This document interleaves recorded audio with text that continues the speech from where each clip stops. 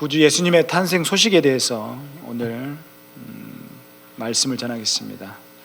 많은 은혜 받으시기 바랍니다. 우리 옆 사람과 인사합시다. 하나님은 당신을 사랑하십니다.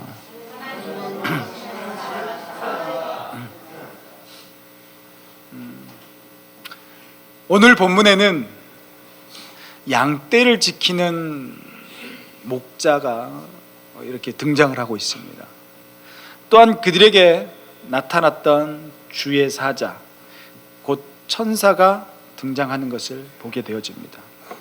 아울러 그 천사와 함께 하나님을 찬송한 수많은 천군들도 등장하더라고요. 그러나 이들 모두는 오늘 본문에서 주인공이 아니라 조연의 역할을 하고 있을 뿐이다. 오늘 본문의 주인공은 어디까지나 우리의 구주로 탄생하신 예수님이십니다. 오늘 본문에 등장하는 천사나 목자들은 예수님이 우리를 위하여 구주로 나셨다는 사실을 밝히 드러내기 위하여 쓰임을 받은 도구들에 불과할 뿐이다. 예수님은 하나님이십니다. 그러한 예수님이 왜 육신을 입으시고 이 땅에 탄생하셨습니까? 이 세상의 여러 성현들처럼 우리에게 귀한 가르침을 베풀기 위해서 여기 왔을까요? 아니면 우리에게 고상한 삶의 본을 보여주시기 위해서 이 땅에 오셨을까요? 물론 예수님은 우리에게 귀한 가르침을 베풀어 주셨습니다. 그리고 몸소 우리에게 고상한 삶의 본을 보여주기도 하셨습니다. 그러나 예수님이 이 땅에 오신 주된 목적은 이러한 것들이 아니더라 이거예요. 오늘 본문 11절은 예수님이 이 땅에 오신 목적을 분명히 밝히고 있습니다. 11절에서 뭐라고 이야기하냐면 너희를 위하여 구주가 나셨다. 예수님이 이 땅에 오신 목적은 우리를 위해서다라고 이야기를 하고 있다. 예수님은 우리를 위하여 구주로 나셨다라고 이야기를 하고 있습니다. 그러기에 예수님 안에서 우리의 모든 죄가 사함을 받았습니다. 그 결과 우리는 하나님의 평화를 누리면서 하나님의 축복을 풍성히 받았다라고 하는 것입니다. 또한 우리는 영화로운 천국을 영원한 기록으로 받게 되었다라고 하는 것입니다. 그러므로 오늘 본문에서 천사가 말한 바와 같이 예수님의 탄생은 진실로 온 백성에게 미칠 큰 기쁨의 좋은 소식이다라고 이야기를 하고 있습니다. 오늘 우리는 우리를 위하여 구주가 나셨다라는 이 복된 소식을 세 가지로 나누어서 살펴보기로 하겠습니다. 첫째는 8절에서 10절 말씀을 이야기하고 있습니다. 따라합시다. 복음의 선포. 좀 크게 좀 이야기해봐요. 복음의 선포. 누가복음 2장 8절 말씀에 뭐라고 이야기했냐면 그 지역의 목자들이 밤에 밖에서 자기 양떼를 지키더니, 장소는 어디냐? 그 지역이라고 이야기했어요. 그 지역. 어딜까요? 구로일까요? 목동일까요? 이는 아기 예수님이 탄생하신 유대 베들레헴에서 가까운 곳을 가리키고 있다라고 합니다. 아기 예수님이 탄생하신 날 밤에 베들레헴 인근 들판에서 목자들이 양떼를 지키고 있었다라고 하는 것이에요. 우리가 잘 아는 대로 이스라엘의 조상 아브라함도 목자였습니다. 이스라엘의 위대한 지도자 모세도 양을 치던 중에 하나님의 부르심을 받았습니다. 이스라엘의 성군이었던 다윗도 본신은 베들레헴에서 양을 치던 목자였습니다. 그러나 예수님이 탄생할 당시에는 목자에 대한 인식이 아주 좋지 않았습니다. 목자들은 배우지를 못했다라고 하는 거예요. 곧잘 그들은 주인으로부터 도둑으로 의심을 받기도 했습니다. 그래서 목자들은 법정에서 증인을 설 수 있는 자격조차도 없었다라고 하는 거예요. 게다가 목자들은 자기 양떼들과 함께 들판에서 생활을 해야 했습니다. 그러다 보니까 그들은 안식일을 제대로 지킬 수가 없었습니다. 그 결과 안식일을 매우 중히 여기던 이 유대인들의 사회 속에서 그들은 점차적으로 심한 멸시의 대상이 되고 말았다라고. 그런데 바로 이와 같이 비천한 목자들에게 아기 예수님의 탄생 소식이 제일 먼저 전해졌다라고 하는 거예요. 그러나 이는 결코 이상한 일이 아니었다라고 하는 거예요. 이는 이미 선지자 이사야를 통해서 예언되었던 사실이었다라고 하는 거예요. 이사야서 61장 1절 말씀에 뭐라고 이야기하냐면 주 여호와의 영이 내게 내리셨으니 이는 여호와께서 내게 기름을 부으사 가난한 자에게 아름다운 소식을 전하게 하려 하심이라. 나를 보내사 마음이 상한 자를 고치고 포로된 자에게 자유를, 갇힌 자에게 노임을 선포할 것이다 라고. 누구에게 좋은 소식을, 아름다운 소식을 전했다 그랬죠? 가난한 자에게. 이와 같이 메시아가 오실 때 그 아름다운 소식, 곧 복음은 가난한 자에게, 마음이 상한 자에게, 포로된 자에게, 또한 갇힌 자에게 전해지도록 예언이 되어 있었다라고 하는 거예요. 그러면 왜 하나님은 낮고 비천한 자들에게 복음이 전해지게 하셨을까요? 고린도전서 28장 말씀에 하나님께서 세상의 천한 것들과 멸시받는 것들과 없는 것들을 택하사 있는 것들을 폐하려 하시나니, 또 고린도전서 1장 29절 말씀에는 이는 아무 육체도 하나님 앞에서 자랑치 못하게 하려 하심이니라. 하나님은 사회적으로 천하고 멸시를 받으며 없는 계층인 목자들을 택하셨다라고 하는 거예요. 그리고는 그들에게 천사를 보내셔서 아기 예수님의 탄생을 가장 먼저 알리셨습니다. 이는 아무도 하나님 앞에서 자랑하지 못하게 하려 하심이었다라고 하는 거예요. 그러나 여기서 우리가 한 가지 추측을 해볼 수가 있습니다. 그것은 오늘 본문에 등장하는 목자들이 주님의 구원을 기다리고 있었다는 사실이라는 거예요. 오늘 본문에서 천사든 목자에게 복음을 전했을 뿐만 아니라 천사는 그들에게 아무 명을 내리지 않았다라고 하는 거예요. 그럼에도 불구하고 목자들은 그 즉시 아기 예수를 찾아서 어디로 갔다? 베들레헴으로 갔다라고 하는 거예요. 그들이 스스로 찾아간 것이었다라고 하는 거예요. 사실 목자들이 자기 양떼를 두고 떠난다는 것은 결코 쉽지 않았을 것입니다. 그러나 그들은 만사를 젖혀들고 빨리 가서 아기 예수님을 찾았다라고 하는 거예요. 누가복음 2장 20절 말씀에 목자들은 자기들에게 이르던 바와 같이 듣고 본 그 모든 것으로 인하여 하나님께 영광을 돌리고 찬송하며 돌아갔다라고 이야기했습니다. 목자들이 사회적으로 낮고 비천했을지는 모릅니다. 그러나 그들은 하나님께 영광을 돌리며 찬송할 정도로 영적으로 높고 경건했다라고 하는 거예요. 우리도 무슨 일을 하든지 목자들처럼 늘 하나님을 경외하며 경건하게 하나님의 구원과 위로를 바라보기 바랍니다. 누가복음 2장 9절 말씀에 주의 사자가 곁에 서고 주의 영광이 그들을 두루 비추매 크게 무서워하는지라. 여기서 주의 사자는 누구를 가리킬까요? 천사를 가리킵니다. 천사의 이름도 기록되어 있지 않습니다.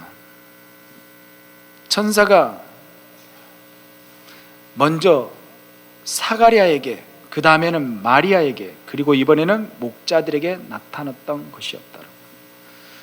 아직은 밤이 깊지 않았을 것입니다. 그래서 목자들은 모두가 깨어 있었을 것입니다. 바로 그때 하늘에서 내려온 천사가 호련히 목자들 곁에 섰습니다. 그와 함께 주의 영광, 곧 하나님의 영광이 목자들을 두루 비추었다라고 하는 거예요. 하나님은 영이십니다. 그러기에 우리는 하나님을 볼 수가 없습니다. 따라서 하나님은 자신을 우리에게 나타내실 때 빛난 영광으로 그 자신을 우리에게 나타내더라 이거예요.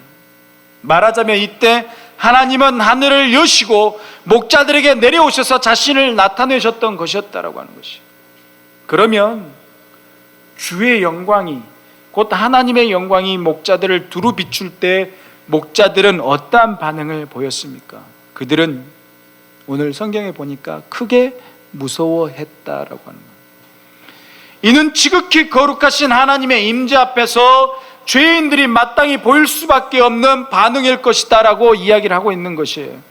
우리가 마땅히 두려워해야 할 하나님을 두려워할 때에 하나님의 구원의 역사는 비로소 시작이 되어지더라 이거예요. 그러므로 사람을 두려워하지 말고 오직 하나님을 두려워하시기 바랍니다. 그리함으로써 하나님의 은혜와 하나님의 구원의 역사를 날마다 체험하는 우리들이 되기를 바랍니다. 누가복음 2장 10절 말씀에 천사가 이르되 무서워하지 말라, 보라 내가 온 백성에게 미칠 큰 기쁨의 좋은 소식을 너희에게 전하노라 라고 이야기를 하고 있습니다. 크게 무서워하는 목자들에게 천사는 무서워하지 말라라고 오늘 이야기를 하고 있습니다. 우리는 하나님을 마땅히 두려워해야 합니다. 그리하면 하나님은 우리에게 무서워하지 말라라고 말씀하시면서 우리에게 은혜를 베풀어 주신다라고 하는 것입니다. 곧 이어서 천사는 목자들에게 그들이 무서워하지 않아도 될 이유를 오늘 이야기를 하고 있습니다. 천사는 그들에게 나쁜 소식을 전하러 온 것이 아니었다라고 합니다. 만일 천사가 목자들에게 하나님의 심판을 전하기 위해서 왔다면 그들은 크게 무서워할 수밖에 없었을 것입니다. 천사는 그들에게 좋은 소식을 전하러 왔다라고 하는 거예요. 지금 천사는 그들에게 하나님의 구원을 전하기 위해서 왔습니다. 이것은 온 백성에게 미칠 큰 기쁨의 좋은 소식이었다라고 하는 거예요. 그러기에 목자들은 무서워할 필요가 전혀 없었다라고 하는 거예요. 성탄절이 여러분 두려우십니까? 아니죠. 기대되고 설레지 않습니까? 천사가 그들에게 전해준 소식은 구체적으로 무엇이었을까요? 그들은 그들을 위하여 구주가 나셨다라고 하는 이 소식이었다라고 하는 거예요. 온 백성이 그토록 기다리던 메시아가 드디어 오셨다라는 소식이었다라는 거예요. 그러니 이는 참으로 온 백성에게 미칠 큰 기쁨의 좋은 소식이었다라고 하는 것이죠. 조금 전까지만 하더라도 목자들은 크게 무서워했습니다. 그러나 천사가 전해준 성탄의 소식은 그들의 무서움을 기쁨으로 바꾸어 주기에 충분했다라고 하는 거예요. 성탄을 맞이하면서 오늘 우리에게도 이와 똑같은 역사가 있기를 바랍니다. 그동안 우리를 짓눌렀던 모든 슬픔과 모든 고통과 모든 문제, 모든 걱정, 모든 두려움이 다 사라지기를 바랍니다. 온 백성에게 미칠 큰 기쁨의 좋은 소식인 성탄이 가져다주는 큰 기쁨만이 우리 모두에게 충만하기를 바랍니다. 둘째는 따라합시다. 복음의 주인공. 11절에서 12절 말씀에 보면 오늘 11절에 오늘 다윗의 동네에 너희를 위하여 구주가 오셨으니 곧 그리스도 주시니라 라고 해요. 천사는 목자들에게 아기 예수님이 바로 그날 유대의 베들레헴에 탄생하신 사실에 대해서 오늘 전해주고 있습니다. 이때 천사는 복음의 주인공이신 예수님에 대해서 세 가지 명칭을 사용하고 있습니다. 첫째는 구주라고 이야기하고 있습니다. 둘째는 그리스도라고 이야기하고 세 번째는 주님이다라고 이야기해요. 주다라고 이야기해요. 예수님은 구주이십니다. 구주. 구주라는 말은 구원자다라고 해요. 구원자. 곧 구원하는 자라는 뜻이다라고 해요. 예수님은 우리의 구주이십니다. 예수님은 우리를 무엇에서 구원하셨습니까? 물론 예수님은 우리를 모든 문제, 모든 질병, 모든 고통, 모든 근심, 모든 위험에서 우리를 구원하셨습니다.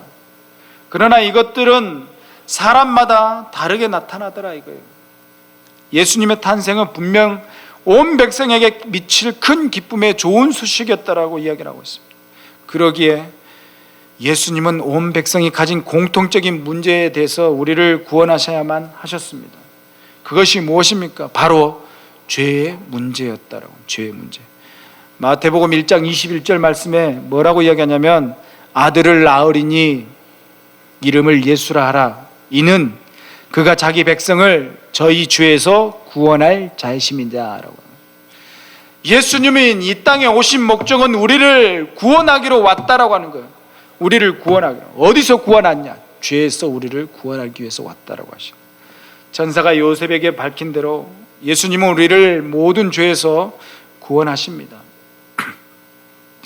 만일 예수님이 우리를 우리 죄에서 구원해 주지 아니하시면 우리는 하나님의 심판을 받아서 지옥에 던져져 영원토록 고통을 당할 수밖에 없다라고 하는 것이에요. 그런데 예수님이 우리의 구주가 되셔서 우리의 모든 죄를 담당하셨다라고 하는 거예요.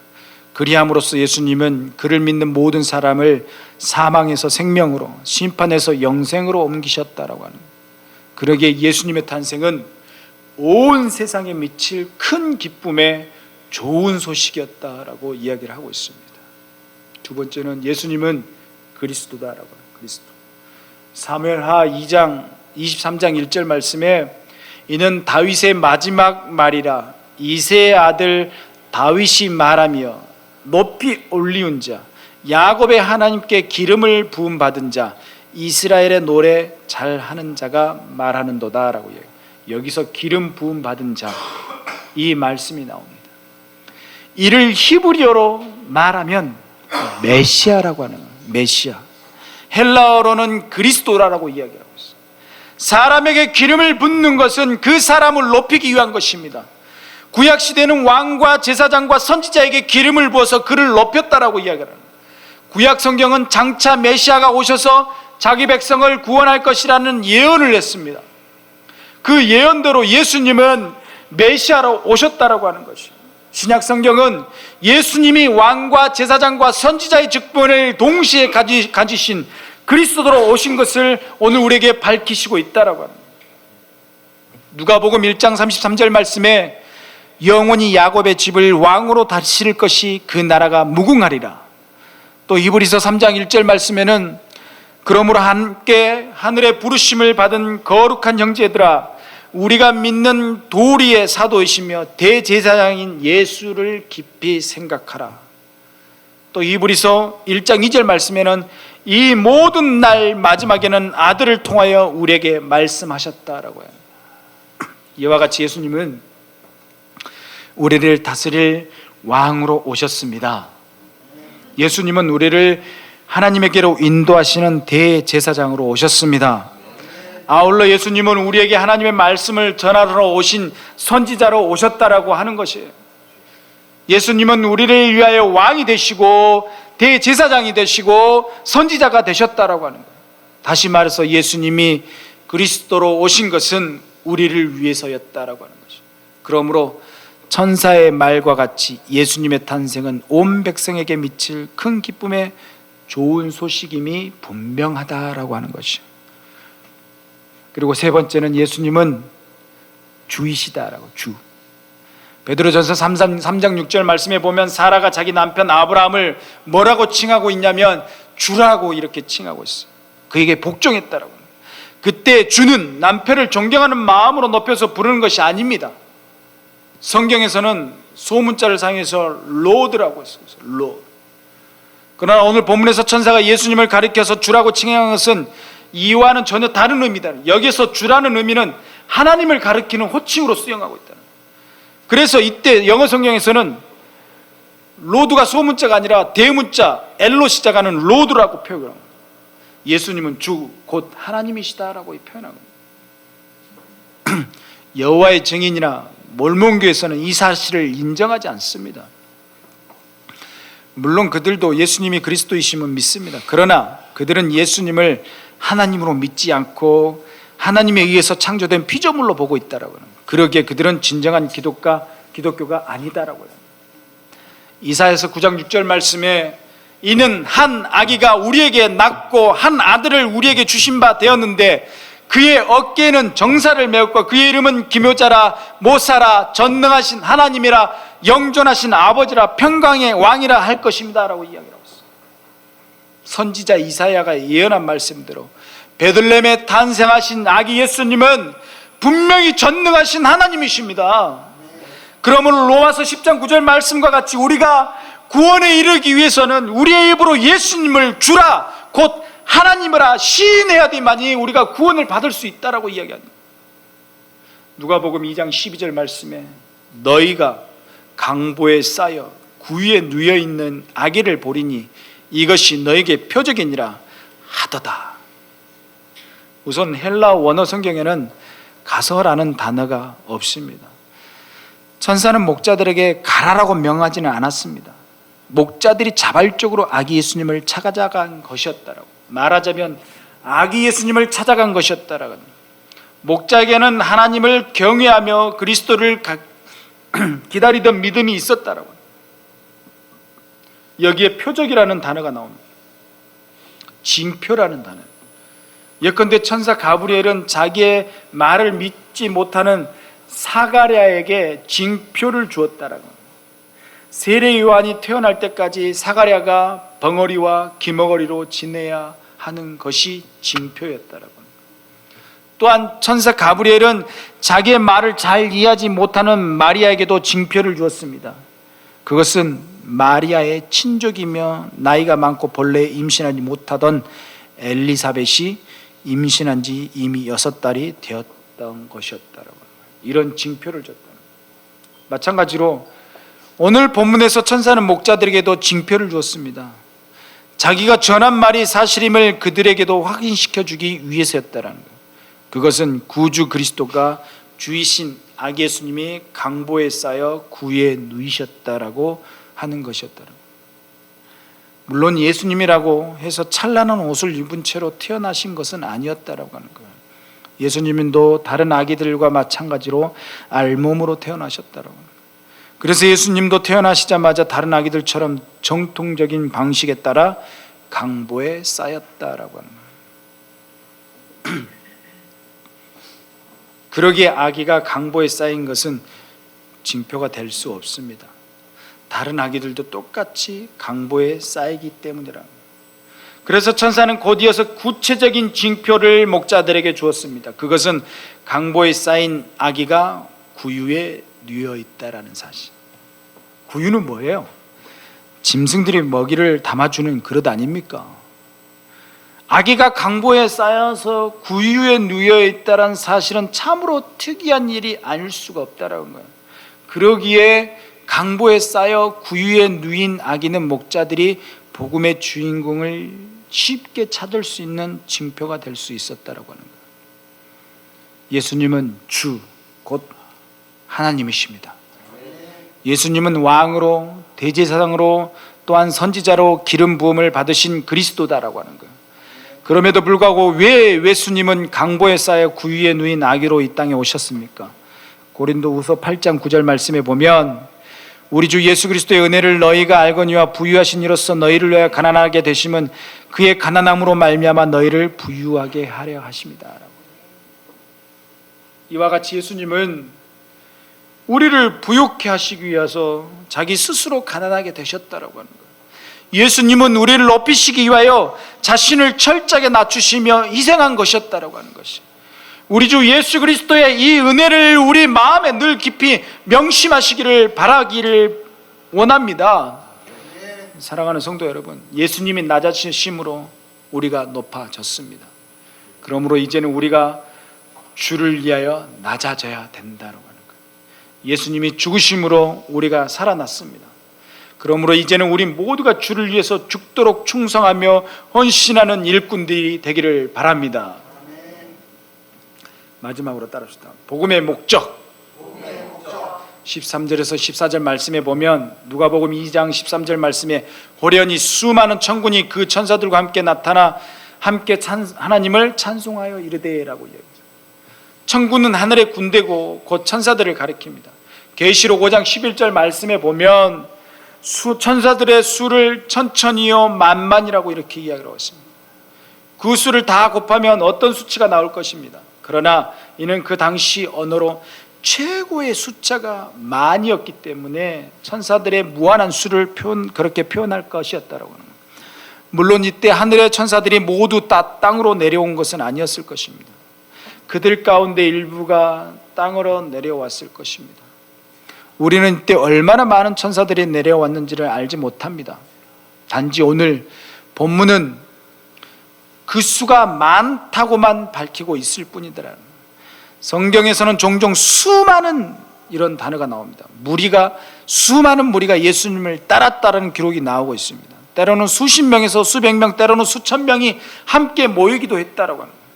예컨대 예수님이 오병이어 기적을 베푸실 때는 장년 남자만 5천 명이 모였다라고 이야기를 하고 있습니다. 그러니까 이때도 적은 수면 수십 명의 천사들이, 많으면 수천 명의 천사들이 하늘에서 내려왔을 것입니다. 그런데 이때 천사들은 한 명씩 차례대로 나타나는 것이 아니었다. 그들 모두가 호련히, 다시 말해서 순식간에 갑자기 나타났다라고 얘기합니다. 그러니 이때 목자들이 얼마나 놀랐겠습니까? 오늘 본문 9절에 보면 목자들은 단 한 명의 천사로 인해서 크게 무서워했습니다. 하물며 수많은 천사들이 호련히 그들 앞에 나타났으니 분명히 목자들은 크게 놀랐을 것이다라고. 성경은 예수님이 다시 오실 때 이와 같이 호련히 오실 거라고 말하고 있습니다. 그러므로 우리는 언제나 영적으로 깨어 있어야 할 것이다라고요. 예수님이 언제 오시더라도 당황하지 말고 기쁨으로 맞이할 수 있는 우리 모두가 되기를 바랍니다.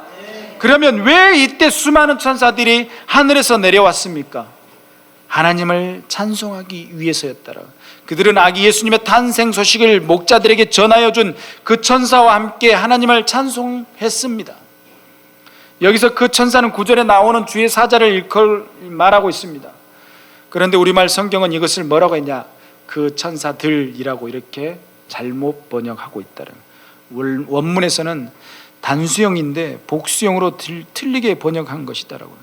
말씀을 준비하다가 이 말씀을 발견했습니다. 즉시 이것을 고쳐야 되는 문제가 있다라고 하는. 아무튼 그러면 이때 천사들은 하나님을 찬송했습니까? 라고 질문을 던질 때 천사들은 하나님의 은혜를 환하게 알고 있었기 때문에 천사들은 예수님을 경배하러 왔다라고 하는 거예요. 천사들은 사람의 타락도 알고 있었다라고 하는 거예요. 또한 천사들은 타락한 사람들을 구원하기 위해서 하나님이 그의 독생자였던 예수님을 아낌없이 이 땅에 보내신 것도 잘 알고 있는 천사들이었다는 거예요. 아울러 그들은 구주 예수님이 자기 백성을 저희에게서 구원하실 것도 알고 있었다라고 하는 것이죠. 이와 같이 천사들은 하나님의 구원 계획을 소상히 잘 알고 있었다라고 합니다. 아울러 천사들은 그 모든 것이 전적으로 하나님의 은혜라는 사실을 너무나도 잘 알고 있었다라고 합니다. 그러기에 천사들은 하나님을 찬송했던 것이었다라고 합니다. 곧이어 천사들의 찬송 내용이 나옵니다. 누가복음 2장 14절 말씀에 지극히 높은 곳에서는 하나님께 영광이요 하나님이 기뻐하신 사람들 중에 땅에서는 평화다라고 이야기를 했어요. 여기서 말하는 지극히 높은 곳, 하나님의 보좌가 있는 곳, 곧 하늘을 가리킵니다. 지극히 높은 하늘에는 하나님이 계신다라고 이야기합니다. 반면에 여기서 땅은 지극히 높은 것과 서로 대조를 이루고 있습니다. 지극히 낮은 땅에서는 누가 살고 있어요? 사람들이 살고 있다라고. 천사들은 하늘에 계신 하나님께 영광을 돌렸습니다. 그리고 땅에서 사람들 중에 평화를 입음을 노래했다라고 이야기합니다. 그러면서 많은 사람들 중에 있는 평화란 무엇이냐? 이것은 마음의 평화나 심령의 고요함을 가리키는 말이 아니다라고 합니다. 여기서 평화란 하나님과 우리 사이의 평화를 가리키고 있다라고 하는 것이. 죄는 하나님과 우리 사이를 원수로 만들고 있습니다. 그러나 우리 구주 예수님이 자신을 화목제로 하나님께 드리셨습니다. 그 결과로 예수님은 우리를 구원하시고 하나님과 우리 사이에 평화를 이루셨다라고 이야기합니다. 그런데 이 구원의 평화가 이 세상 모든 사람들에게 주어진 것은 아니다라고 단서를 달고 있어요. 하나님이 기뻐하신 사람들에게만 주어졌다라고 합니다. 에베소서 1장 5절 말씀과 같이 하나님의 기쁘신 뜻 가운데서 예정되어 택함을 받은 사람에게만 이 평화가 주어졌다라는 뜻이에요. 할렐루야. 예정되어 택함을 받은 자, 오늘 여기 앉아있는 여러분인 줄 믿습니다. 예정과 선택의 교리가 잘 나타나고 있다라는 거예요. 우리가 구원을 얻은 것은 우리에게 어떤 공로가 있었기 때문이 아니다라고 합니다. 우리가 하나님과 평화를 누리는 것이 우리에게 어떤 자격이 있기 때문이 아니다라는 거예요. 우리에게는 아무런 공로나 자격이 없습니다. 그럼에도 불구하고 하나님은 우리를 구원하시고 우리에게 평화를 주셨다라고 하는 거예요. 이는 우리가 하나님의 기뻐하심을 입은 자, 단 한 가지 이유였기 때문이었다라고 하는 것이죠. 그러기에 천사는 하나님을 찬송하며 하나님께 영광을 돌린 것이었다라고요. 요한계시록 4장과 5장을 읽어보시기 바랍니다. 천국에서는 천사들만 하나님을 찬송하는 것이 아니다라고 하는, 구원받은 모든 백성들도 끊임없이 하나님을 찬송하며 하나님께 모든 영광을 돌리고 있다라고 하는, 그 이유는 모든 것이 오로지 하나님의 은혜로 되었기 때문이다라고 하는. 장차 우리도 하늘나라에서 천군 천사들과 함께 세세토록 하나님을 찬송하며 하나님께 영광을 돌릴 수 있게 될 것이다라고 얘기합니다. 그러기에 오늘 본문에 기록된 찬사들의 찬송은 장차 우리가 하늘나라에 영원토록 부르게 될 찬송을 미리 보여준 것이다라고 하는 것이에요. 우리가 먹든지 마시든지 무엇을 하든지 우리의 궁극적인 목적은 하나님의 영광을 위한 것이 되어야 된다라고 하는 것이에요. 마찬가지로 복음의 목적도 하나님이 우리를 구원하셔서 장차 하늘나라에서 천군 천사들과 함께 영원토록 하나님께 영광을 돌리게 하는 데 있다라고 하는 것이죠. 오늘 본문에서는 천사가 목자들에게 복음을 전해 주었다라고 합니다. 그러나 이제는 우리가 힘써 복음을 전해야 할 것입니다. 성탄을 맞이하는 것도 중요합니다. 그러나 더 중요한 것은 성탄을 증거하는 것이다라고 하는 거예요. 예수님은 우리를 예수님의 증인으로 삼으셨기 때문이다라고 하는 것이죠. 예수님은 우리를 위하여 구주로 나셨습니다. 이는 온 백성에게 미칠 큰 기쁨의 좋은 소식이다라고 하는 거예요. 전심을 다해 하나님을 찬송하시기 바랍니다. 아울러 이 복음을 온 세상에 널리 전하시기 바랍니다. 그리함으로써 하나님께 영광을 돌리는 우리 모두가 되기를 예수님 이름으로 축원합니다. 축원합니다. 기도하겠습니다. 하나님 아버지, 이 땅에 오셔서 하나님의 선택을 받은 자들에게 큰 기쁨의 좋은 소식을 허락하심에 감사를 드립니다. 예수님의 탄생을 기뻐하는 것으로 끝나는 것이 아니라 예수 그리스도의 탄생을 많은 사람들에게 알려서 증거할 수 있는 시간들 되게 하여 주시옵소서. 호련히 오셨던 그 예수 그리스도를 우리가 두려워하고 떨리는 마음으로 다가가는 것이 아니라 기쁨으로 맞이하며 남들에게 이 기쁨의 소식을 전하는 우리의 삶이 되도록 하나님께서 붙잡아 주시옵소서. 거룩하신 예수 그리스도 이름으로 기도드리옵나이다. 아멘.